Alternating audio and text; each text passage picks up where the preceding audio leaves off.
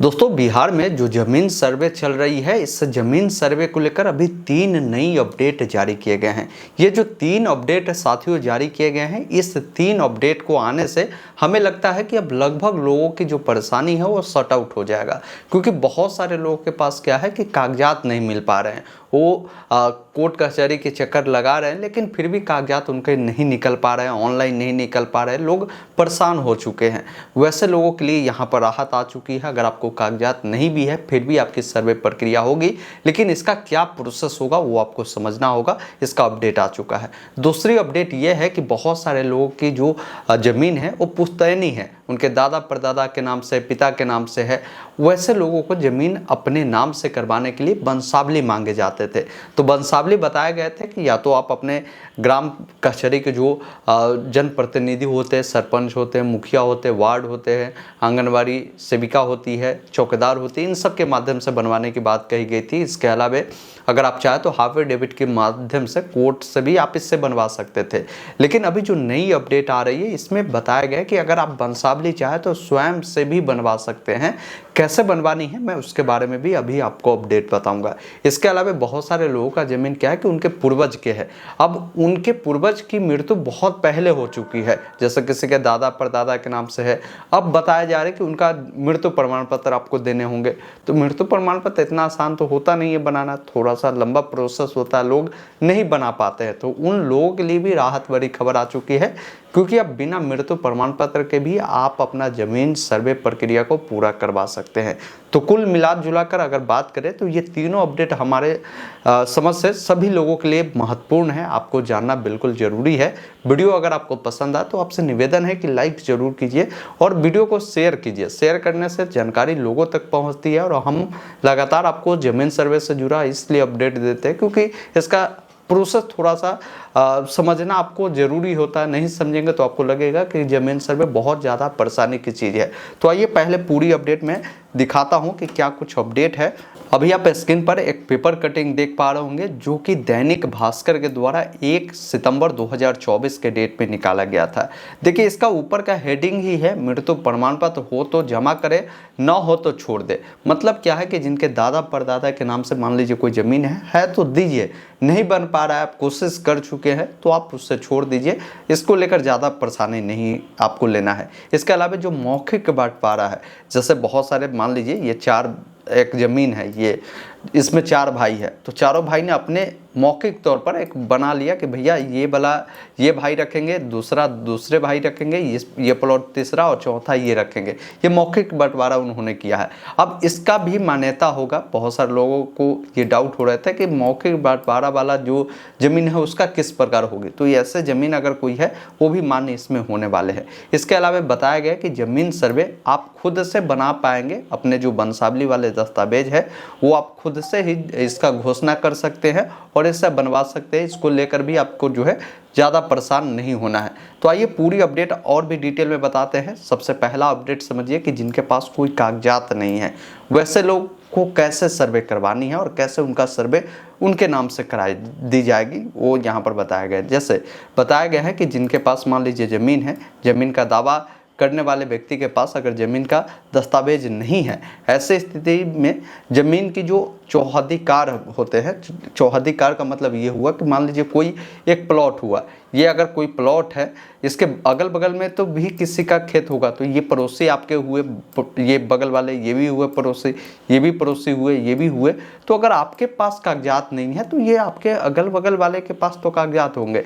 इनके कागजात को मिलाने के अकॉर्डिंग जो सर्वे टीम होती है उनके पास भी डॉक्यूमेंट होते हैं। इन लोगों से वो लोग वेरीफाई करेंगे कि वास्तव में ये जो ज़मीन है इनके ही पूर्वज के थे, वो लोग इसे वेरीफाई करेंगे। फिर उसके बाद क्या है कि ये ज़मीन आपके नाम से इसकी जो खातियानी है वो खोल दी जाएगी। वही बात यहाँ पर कही गई है कि जो आपके ये चौहद्दीकार होंगे उनके दस्तावेज से जो सर्वे अधिकारी होंगे, फिर यहाँ पर बताया गया है कि जो अधिकारी होंगे वो इसका सत्यापन करेंगे। फिर दावा सही होता है तो खातियानी आपकी जो है वो बना दी जाएगी। तो ज़्यादा परेशान इन चीज़ों को लेकर आपको नहीं होना है। ये दूसरी अपडेट मैंने आपको दिखा। तीसरा अपडेट यहाँ पर बताया गया है कि जो मौखिक बंटवारा होता है वो भी मान्य होगा या नहीं होगा, इसको लेकर बताया गया है कि जो पारिवारिक सहमति से मौखिक बंटवारे की लिखित रूप से मिलने पर पूरी तरीके से मान्य होगा। किसी तरह कि अगर कोई आपत्ति आती है तो इसका सुनवाई होगा और निष्पादन भी किया जाएगा। कहने का इनका मतलब ये है कि मान लीजिए मैंने आपको बताया कि 4 भाई है, चारों भाई ने आपसी तौर पर बंटवारा कर लिया कि भैया ऐसे ऐसे हम लोग कर लेंगे अपने में, तो ये बिल्कुल मान्य होगा। ऐसे में क्या है कि चारों भाई का इस पर सिग्नेचर होना जरूरी है। तो ये आपका समझिए कि आप अपने तौर पर लिखित तौर पर आप दे रहे हैं। अगर किसी भाई की इसको लेकर कोई आपत्ति नहीं है तो बिल्कुल आपकी मौखिक बंटवारा भी मान्य होगा। अगर कोई भाई आपत्ति करता है कि नहीं हम ये प्लॉट हम लेंगे वो हम नहीं लेंगे, तो ऐसे स्थिति में इसका निष्पादन होगा। जो टीम होगी, सर्वे टीम होगी, फिर आपके जो गांव के जनप्रतिनिधि होंगे, इन सबको बैठाकर जो भी आपकी सोल्यूशन होगी वो सब भी कर दी जाएगी। उसके बारे में यहाँ पर बताया गया। इसके अलावा यहाँ पर दिए गए कि खतियान कैसे बनेगा इस सर्वे में, वो समझ लीजिए। देखिए, खतियान में खाता नंबर, रैयत का नाम, उनका जो पता है, साथ में खसरा संख्या हो गया, रकबा हो गया, चौहदी लगान और दखलकार का नाम रहता है। दखलकार का नाम तब होगा जब रैयत का नाम दूसरा होगा, ये ध्यान रखिएगा। तो इस प्रकार आप सभी का जो खतियान है वो बनाने की प्रक्रिया कराई जाती है। इसके अलावा इन्होंने ये भी बताया कि वंशावली क्यों लगते हैं। आप लोग पूछते हैं ना कि सर वंशावली क्यों लगते हैं, तो देखिए, वंशावली को पारिवारिक सूची कहे जाते हैं। इसका ज़रूरत इसलिए पड़ता है कि जब आपके ज़मीन जो है, मान लीजिए आपके पूर्वज के नाम से है, आपके दादा परदादा के नाम से है, अब उससे ट्रांसफ़र अगर मान लीजिए उनके बेटा पोता के नाम से किया जाता है तो भाई वंशावली में ये चीज़ें दी जाती है। जैसे मान लीजिए ये आपके दादा हुए, अब ये आपके दादा के हो सकते हैं 2 पुत्र हो सकते हैं, फिर इनके 2 पुत्र के भी हो सकते हैं, 1 2 पुत्र है। तो ये सब वही दर्शाना होता है कि भैया कौन से व्यक्ति किस पोजीशन पे है। ये सब पारिवारिक आपकी जो स्थिति है ये वंशावली दर्शाती है। ये इसलिए यहाँ पर वंशावली जो है मांगे जाते हैं। अब इसे बनाने के लिए यहाँ पर बताया गया कि इसको खुद बनाकर देनी है। सर्वे अधिकारी गांव में जाकर इसकी जांच करेगी, फिर आपकी ये वंशावली भी मान्य होगी। क्या है कि मान लीजिए आप अपने एक पेपर पर इस प्रकार वंशावली आपने बनवाकर सर्वे टीम को आपने जमा कर दिया। सर्वे टीम क्या करती है कि आम सभा लगाती है, एक दिन लगाएगी। तो उसमें जितने उस गांव के लोग होते हैं, अलग अलग वार्ड के हो सकते हैं, कई दिन लगेगी। तो उसमें ये बोला जाएगा कि मान लीजिए किसी राम नाम के व्यक्ति ने अपना ये वंशावली प्रस्तुत किया, पूछेगा कि भाई राम का कितने भाई है, इनके कितने पुत्र हैं, जो भी आपने डिटेल दिया गांव के अन्य लोगों से भी पूछी जाएगी। आपके जनप्रतिनिधि भी उसमें होते हैं, वो लोग बोलते हैं कि हाँ बिल्कुल सही है। तो फिर ये सब आपकी प्रक्रिया जो है उनके स्तर से अप्रूव हो जाएगी, फिर आपके नाम से खतियानी जो है खोल दी जाएगी। इसके अलावा बहुत सारे लोग पूछ रहे थे कि कौन ज़मीन सरकारी है, इसकी जानकारी कैसे पता चलेगी। तो यहाँ पर बताया गया है कि गैर मजरूआ आम, गैर मजरूआ खास बिहार सरकार की ज़मीन है, वही कैसर हिंद ज़मीन केंद्र सरकार की है। इस ज़मीन की खतियान जो है सरकार के पास है। इसके अलावा यहाँ पर यह भी बताया गया है कि आवेदन कैसे देना है। अब यहाँ पर बताया गया है कि आवेदन जो पत्र है इसमें 2 फॉर्म आते हैं, सबसे महत्वपूर्ण होते हैं प्रपत्र 2 और एक प्रपत्र 3 होते हैं। इसमें क्या होता है कि आपको स्वघोषणा करना होता है। प्रपत्र 2 में ज़मीन संबंधित जो भी दावा की जानकारी है वो देने होते हैं। इसके अलावा यहाँ पर बताया गया है कि आपके प्रपत्र 3 जो होते हैं इसमें पारिवारिक सूचना जो है आपको भरनी होती है, ये ध्यान रखिएगा।